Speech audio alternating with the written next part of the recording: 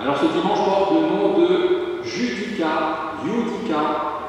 un impératif latin qui signifie « rend justice » et qui est le premier mot du premier verset du psaume 43 que nous lirons tout à l'heure. Sur votre feuillet, il y a encore marqué 83. C'est juste le numéro qu'il faut, le psaume et le bon. Parce que c'est bien là notre espérance, Dieu est juste et dans sa justice, il nous rend justes. Comment? Dans son incarnation, il va au bout de son amour en se livrant pour nous, comme nous l'entendons dans le mot d'ordre du jour. Le Fils de l'homme n'est pas venu pour être servi, mais pour servir et donner sa vie en rançon pour une multitude. Que notre cœur déborde de reconnaissance et que notre esprit saisisse l'immensité de ce don qui nous ouvre à sa présence et à la vie éternelle.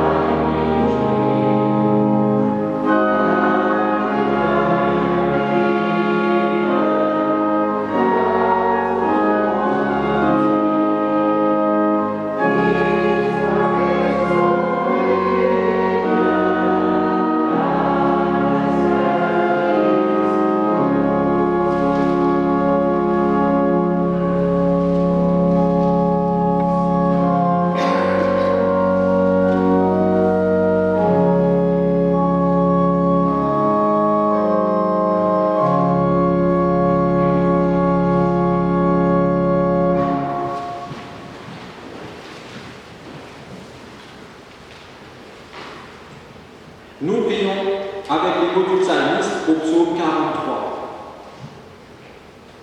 Rends-moi justice, ô Dieu, défends ma cause contre une nation infidèle.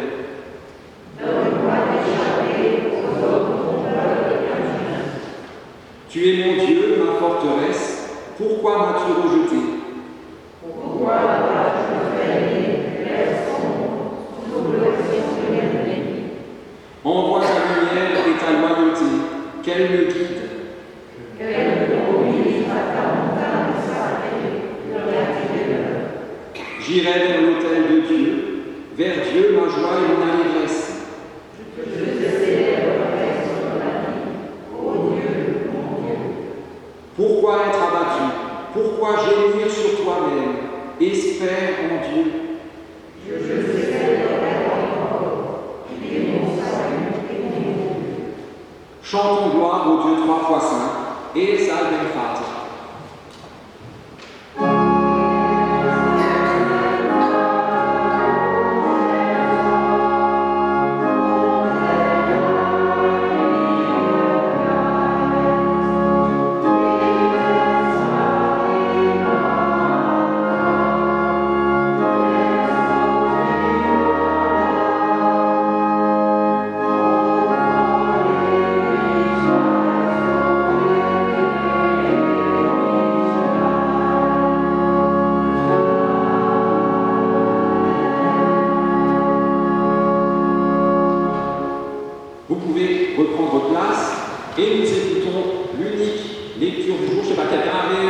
pas dire ou je fais? Je fais? Je fais. Oui, super. Ça fait un peu marcher pour les Oui, et puis là aussi un peu de sport et de chauffage gratuit. Abraham est prêt à offrir Isaac en sacrifice. Par la suite, Dieu mit Abraham à l'épreuve. Il l'appela et Abraham répondit. Oui, je t'écoute. Dieu reprit. Prends ton fils Isaac, ton fils unique, que tu aimes tant. Va dans le pays de Moria, sur une montagne, et je t'indiquerai, et là, offre-moi en sacrifice. Le lendemain, Abraham se leva tôt. Il fendit le bois pour le sacrifice, scella son âne et se mit en route vers le lieu que Dieu lui avait indiqué. Il emmenait avec lui 2 serviteurs, ainsi que son fils Isaac. Le surlendemain, il aperçut l'endroit de l'or. Il dit alors aux serviteurs, « Restez ici avec l'âne, mon fils et moi, nous irons là-haut pour adorer Dieu, puis nous vous rejoindrons. » Abraham chargea sur son fils Isaac le bois du sacrifice. Lui-même portait des braises pour le feu et un couteau. Tandis qu'ils marchaient tous deux ensemble, Isaac s'adressa à son père. « Abraham, mon père, dit-il. » Celui-ci lui répondit, « Oui, je t'écoute, mon enfant. » « Nous avons le feu et le bois, dit Isaac. Mais où est l'agneau pour le sacrifice? » Abraham répondit, « Mon fils, Dieu veillera lui-même à procurer l'agneau. » Ils continuèrent leur route tous deux ensemble. Quand ils arrivèrent au lieu que Dieu lui avait indiqué, Abraham construisit un autel et y déposa le bois. Puis il lia Isaac, son propre fils, et le plaça sur l'autel par-dessus le bois. Alors il tendit la main et saisit le couteau pour égorger son fils. Mais du ciel, l'ange du Seigneur l'interpella. « Abraham, Abraham !» « Oui, répondit Abraham, je t'écoute. » L'ange lui ordonna, « Ne porte pas la main sur l'enfant, ne lui fais aucun mal. Je sais maintenant que tu respectes l'autorité de Dieu, puisque tu ne lui as pas refusé ton fils unique. » Relevant la tête, Abraham aperçut un bélier retenu par les cornes dans un buisson. Il alla le prendre et l'offrit en sacrifice à la place de son fils. Abraham nomma ce lieu, le Seigneur y veillera. C'est pourquoi on dit encore aujourd'hui, sur la montagne, le Seigneur y veillera. Seigneur, ta parole est la vérité. Enseigne-nous à marcher selon ta vérité. L'eau dire au Christ.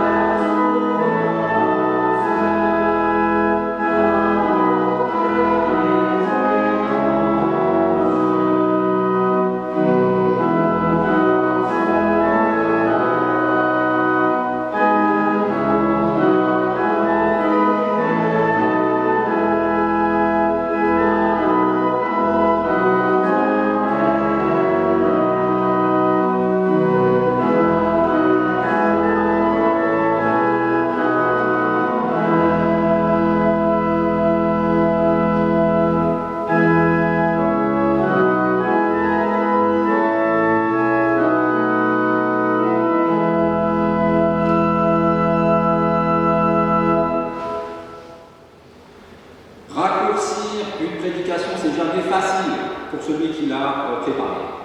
Raccourcir une prédication sur ce texte, c'est très compliqué parce que c'était très compliqué à préparer. Alors, je vais déjà vous poser la question du jour. On verra si vous me répondez ce que j'imagine. Avez-vous réussi à écouter entièrement le récit du sacrifice d'Isaac, du début à la fin? Ou bien avez-vous été choqué, voire carrément outré, et que vous avez décroché avant la fin?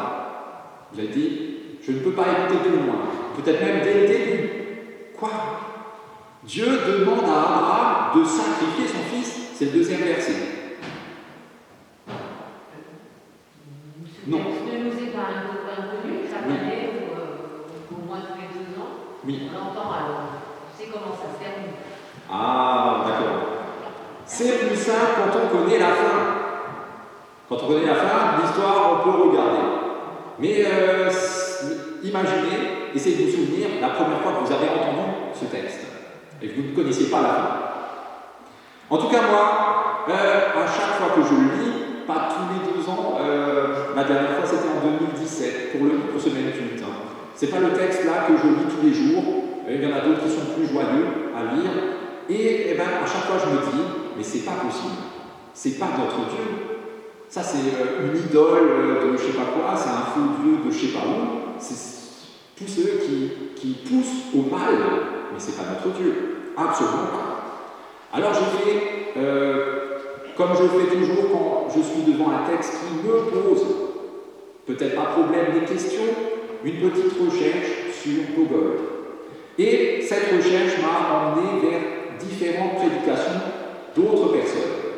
Alors j'ai eu la chance, les 3 premiers résultats, c'était des gens reconnus, vraiment, théologiquement, voilà. Le premier, c'était un pasteur de Paris, et c'était une bonne prédication, je pense, mais trop compliqué pour moi. Alors j'ai laissé tomber. La deuxième, c'était un pasteur qui était chez nous, donc une sommité locale, mais quelqu'un que je ne supporte pas. Et qui ne me supporte pas non plus. Donc c'est réciproque. Alors j'ai dit, je ne dis pas, c'est pas la peine. Ça va m'énerver, peut-être c'était très bien, mais bon, poubelle. La troisième, c'était de nouveau un pasteur parisien, mais qui en plus est en Suisse en ce moment. Donc vraiment, j'arrive pas à monter assez haut, le gratin du gratin. Et là je lis le premier truc, et cette sommité dit, mais Dieu n'a absolument jamais demandé ça à Abraham. Abraham délire, il entend des voix, il a une illusion auditive, il pense que Dieu lui a demandé ça, mais il a complètement tort. C'est pas le cas du tout. Figurez-vous que j'ai pas lu la suite, parce que si on part sur ce postulat-là, pour moi le reste, il ne peut pas taper juste, impossible. Donc 3 prédications, 3 impossibilités pour moi. La première, trop compliquée, poubelle. La deuxième, juste poubelle parce que c'est viscéral. Et la troisième, poubelle parce que dès le départ, j'ai l'impression que ça va être fondu jusqu'au bout. Alors, je me suis dit, je ne suis pas plus bête qu'un autre. Qu'est-ce qu'on m'a appris à l'école? À l'école, on m'a appris qu'un fondement de la réforme des protestants, c'est que l'écriture, donc la Bible, ce qu'on a entendu, est son propre interprète. En fait, pour Luther, la Bible est claire comme l'eau de roche. Une citation de Luther, l'écriture est par elle-même tout à fait certaine, facile à comprendre, entièrement accessible, elle est son propre interprète. Oui, même ce texte très dur, ce texte éprouvant pour notre foi, il peut nous parler de lui-même. À chacun d'entre nous, qu'on soit pasteur ici, ou à Paris, ou à Genève, qu'on ne soit pas pasteur ici, ce texte peut nous parler de lui-même, ce texte peut être pour nous, de lui-même, bonne nouvelle. Ça nous surprend plus que la lecture du texte. C'est une bonne chose. Alors pour ça, pour que ça puisse devenir pour nous quelque chose de parlant, une bonne nouvelle, ben, il faut faire tout simplement ce qu'on a fait pendant 2 heures d'évocateur. Alors on n'a pas fait que parler des petits chats mignons, on n'a pas fait que casser des stylos, hein, on est d'accord? On a aussi fait une chose très importante, on a rappelé l'essentiel de ce à quoi sert le caté. Et bien, le texte biblique, c'est la même chose. 3 étapes, vous vous souvenez, les jeunes? Vous là, vous étiez là? J'ai l'impression que vous avez vu le masque me dit quelque chose. Alors, regardez, moi j'ai rien compris. Il faut croire en ce qu'on dit. Ça, c'est la 3e étape. Exactement. La première étape, c'est déjà de savoir ce qu'on veut ce qu'il faut savoir, ce qu'il faut croire. La 2e étape, c'est de faire plus que savoir, d'aller un pas plus loin. Et la 3e étape, c'est que ça devienne vrai pour nous. Alors là, je l'ai très mal expliqué, j'ai beaucoup mieux expliqué hier. En tout cas, là, notre épreuve avec ce genre de texte, c'est d'arriver à le lire jusqu'au bout et de croire qu'il nous dit vraiment quelque chose de positif sur Dieu et sur nous. Alors, donc, on peut le dire, j'avais raison pour la 3e sommité, qui dit que c'est pas du tout comme ça que ça s'est passé. Non, on l'a lu. Donc, j'avais raison de le laisser de côté. Dans le premier verset, on nous dit, Dieu met Abraham à l'épreuve. Voilà. Alors, quelle épreuve? Selon vous, est-ce que c'est tuer son fils? C'est ça l'épreuve? Tuer ce qu'il a de plus cher au monde? Tuer le fils de la promesse qu'il n'aurait jamais eu normalement, mais que pourtant Dieu lui a donné? Pour moi, c'est plus l'épreuve quotidienne, constante de la foi. La même épreuve que nous.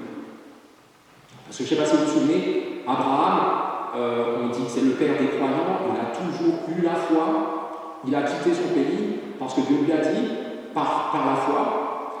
Et puis à un moment, avec Sodome et Gomorrhe, cette histoire ça vous dit aussi quelque chose, il avait tellement de foi qu'il a négocié, moi je l'ai marchandé, avec Dieu.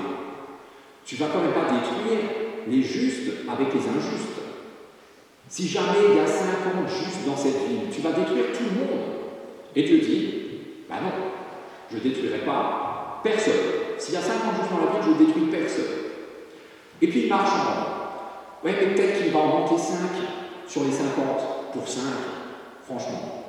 Alors Dieu dit, bon, 45, je ne détruis personne. Mais peut-être qu'il en manquera encore 5. Pour 40, je ne détruis personne. Peut-être qu'il en manque 10 encore. Pour 30, pas de souci. Alors, encore 10. Et Abraham s'arrête là. Pour 10 justes, vous connaissez aussi la fin de l'histoire, il n'y en a même pas 10. Résultat des courses, Sodome et Gomorrhe sont détruites.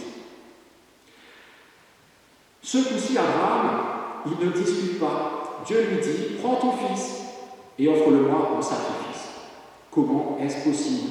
Pas une révolte, pas une fuite, pas un marchandage, rien. Il ne dit pas un mot, il prend son fils et fait tout simplement ce que Dieu lui dit. Comment peut-il faire ça? Pourquoi fait-il ça? Tout simplement parce que maintenant, il a confiance, mais vraiment confiance en Dieu. Quand il a marchandé avec Dieu, il avait confiance, mais pas assez. Sinon, il ne se serait pas arrêté à 10. Il aurait continué. Mais s'il n'y a aucun juste, du tout, pourquoi finalement détruire tout ça? Il n'avait pas assez confiance à l'époque en Dieu, parce qu'il aurait su qu'il n'y a pas besoin de négocier. Dieu ne fait jamais mourir, périr, punir le juste avec le méchant. Il ne fait pas reposer la faute du Père sur le Fils. Il ne fait pas reposer la faute du coupable sur l'innocent, jamais. Chacun est responsable de sa propre vie. Au moment de notre récit, celui que Marc a lu, Abraham a déjà vécu tellement de choses avec Dieu que sa foi a grandi. Il a vu Lot et sa famille, qui n'étaient pas 10, être sauvé. Il a vu Dieu tenir sa promesse et lui donner un fils alors que lui et Sarah étaient beaucoup trop vieux pour avoir un enfant. Au moment de notre récit, grâce à son expérience de la divinité de Dieu, Abraham a une confiance absolue en Dieu. Alors j'imagine très bien qu'il ne comprend pas pourquoi Dieu lui demande ça. C'est impossible à comprendre. Et pourtant, il le fait. On entend cette confiance dans les deux phrases qu'il dit.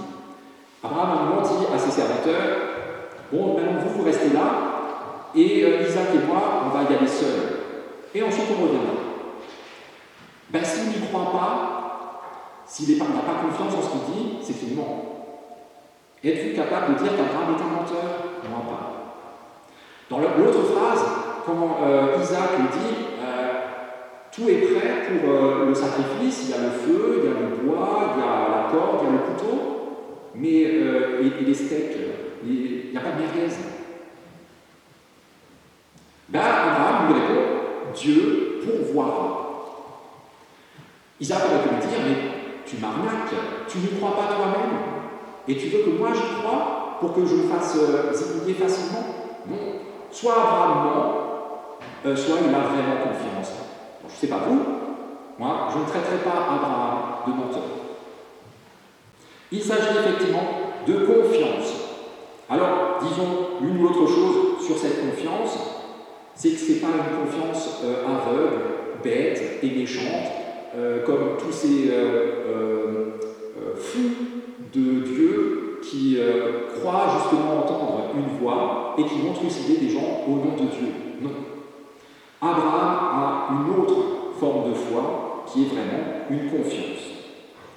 Il sait que Dieu est assez puissant pour réaliser des merveilles. Il sait que Dieu est assez puissant pour réveiller même un mort. Il sait que si ce fils qu'il a tant attendu et qui est le garant de cette promesse d'une longue lignée doit mourir trop tôt, Dieu a déjà une solution. La fin tragique de cette épreuve leur est épargnée à Abraham et à Isaac. Parce que Dieu ne nous demande pas ce qui n'est pas possible pour nous. Seul celui qui pouvait aller au bout de cette démarche, c'est Dieu lui-même. Et c'est ce qu'il fait en Jésus le Christ. Les parallèles avec Isaac sont grands, nombreux. On l'a lu, Isaac porte lui-même le bois sur lequel il va être sacrifié. Jésus a porté le bois de sa croix. Tous les deux vont le chemin qui les mène à la mort, tranquillement, sans aucune résistance, dans l'abandon à la volonté de leur Père. Tous les deux sont les fils uniques et bien-aimés de leur Père. Tous les deux sont garants de la promesse de leur Père. Tous deux prennent la place de l'agneau qui doit être immolé et tous deux ressuscitent. Isaac aussi est rendu à la vie au bout du 3e jour, encore plus vivant que jamais. Nous tous ici, qui avons peut-être frôlé la mort, juste après ça, la vie a un goût différent. La différence, on l'a déjà dit, c'est que pour Isaac, ça ne va pas au bout. Jésus va jusqu'au bout du don de sa vie pour dépasser la mort et pour l'engloutir dans son amour. Dans son sacrifice, Jésus accomplit la victoire de Dieu sur tout mal, sur la mort, sur notre mort. C'est comme ça qu'il met en pratique le verset qu'on a entendu au début du culte, qu'il se met à notre service et non pas à être servi. C'est comme ça qu'il donne sa vie en rançon pour chacun d'entre nous. C'est là la grâce de Dieu, signe parfait de son amour qui n'a pas besoin de nos sacrifices, quels qu'ils soient, mais qui appelle notre amour et notre confiance en retour, pour nous lier à lui dans une communion qui tient toutes ses promesses, alors que nous entendons la voix de Dieu nous dire « N'aie pas peur, j'ai assuré ta rédemption, je t'ai appelé par ton nom, tu es à moi. » Amen.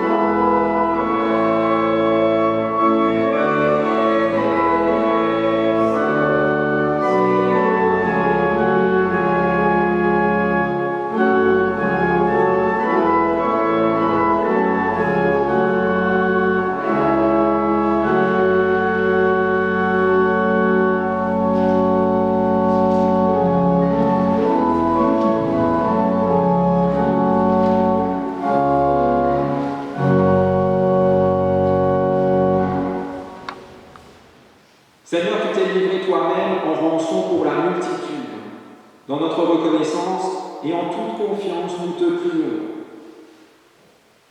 Pour tous ceux que ta passion laisse sceptiques, tous ceux qui n'en saisissent pas le sens, donne-nous de saisir que ce mystère est avant tout le mystère de ton amour pour chacun d'entre nous et qu'il nous appelle à oser le chemin de la confiance et de l'abandon.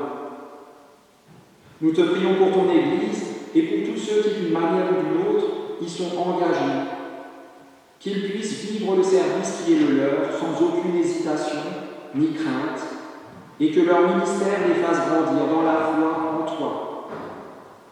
Seigneur, nous te prions pour tous ceux dont toute erreur de jugement peut avoir des conséquences dramatiques, en particulier notre gouvernement. Donne-leur le discernement nécessaire et fortifie leur envie d'être au service du bien commun et de la vérité. Seigneur, toi qui es présent à nos côtés, dans les difficultés, même dans la mort, nous te confions tous ceux, aux proches comme aux loin, dont les jours ici-bas touchent à leur fin. Console les familles confrontées à la tristesse du deuil et dirige leur regard vers toi, par-delà le tombeau. Avec la certitude que nos prières ne sont pas vaines, nous unissons nos cœurs et nos voix pour faire monter à toi les paroles que tu nous as toi-même enseignées. Notre Père, qui es aux cieux, que ton nom soit sanctifié, que ton règne vienne, que ta volonté soit faite sur la terre comme au ciel. Donne-nous aujourd'hui notre pain de ce jour. Pardonne-nous nos offenses, comme nous pardonnons aussi à ceux qui nous ont offensés. Et ne nous laisse pas entrer en tentation, mais délivre-nous du mal. Car c'est à toi qu'appartient le règne, la puissance et la gloire, au siècle des siècles. Amen.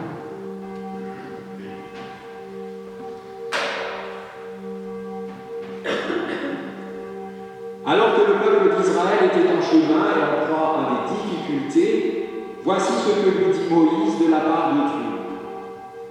Soyez forts et courageux, n'ayez pas peur, ne vous laissez pas effrayer. Le Seigneur ton Dieu marche lui-même avec toi, il ne te délaissera pas, il ne t'abandonnera pas. Allons dans cette journée dans nos vies, sans plus aucune crainte, ni pour le passé, ni pour le présent, ni pour l'avenir, ni pour nos habitudes, ni pour nos incertitudes, car le Seigneur s'est lui-même donné pour que nous ayons la vie. Et qu'ainsi Dieu notre Père, par son Esprit, vous accompagne et vous conduise, qu'il vous affermisse dans son alliance éternelle, en Jésus-Christ son Fils, notre Seigneur. Soyez bénis, vous êtes bénis. Amen.